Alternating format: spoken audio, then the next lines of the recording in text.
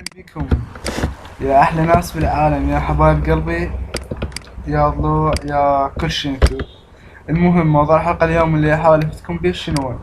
طريقة تعريب الكروم محرك بحث كلش مهم والكل يستخدمه طبعا بالإنجليزية. وشلون نريد نعربه حتى نستخدمه بطريقة أكثر ويفيدنا أكثر. خلينا نشوف.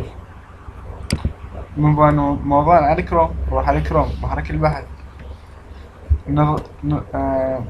طب عليه ننتظر بين ما يحمل، يعني مثل ما تعرفون هذا حالنا كنا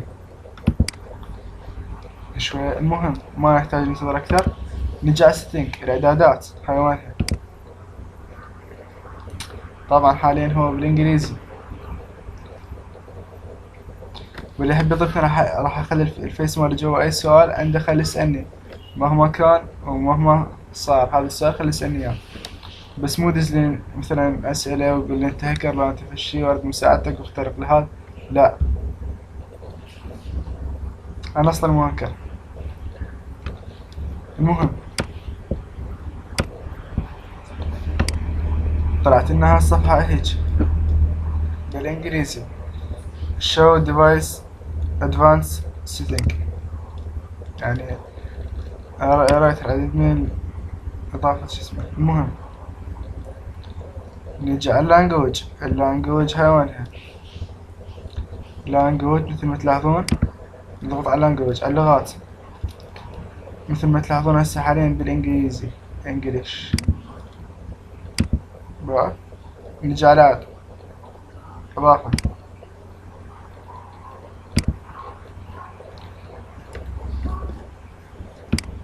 ما قاعد تنضغط ليش؟ انضغطي. المهم فتحنا. نروح على العربية بالأي. هاي هنا صار لازم هي. خلنا نجي ندور على العربية، اللغة العربية. نشوف هاي لغات العالم كلها، بس العربية ما لازم نلقى اللغة العربية، لأن موضوعنا عنها اليوم. إذا ما لقيناها الفيديو ما راح ينزل. العربية خطي أنا. ألبانيا، أمريكان، استراليا. ماكو. خلنا نرجع نتأكد من القائمة. هي هون أي هاي. المهم مثل ما تلاحظون حاولنا هذه اللغة العربية، بس نقول فينيشت يعني تم. نضغط على تم ونسد الكروم كله، لأن راح يتغير برمجيات بيه. وإذا بقينا فاتحين ما راح يتغير شي لحد ما نسده ونرجع نفتحه يلا يتغير. المهم نرجع نفتحه هسه وراح تشوفون راح يصير عربي. شنو الخدعة السحرية سبحان الله. المهم